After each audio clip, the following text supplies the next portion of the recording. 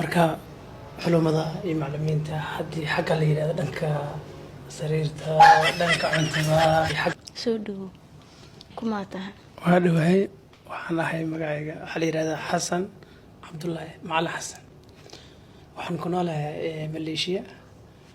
waxaan ahay macallin qur-aan da-deydina waa 31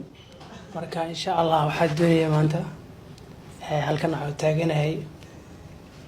anaa ku sheegto jecel marka culumada iyo macallimiinta haddii xagga la yidhahdo dhanka sariirta dhanka cuntada xagga la yidhahdo dhanka sariirta dhanka cuntada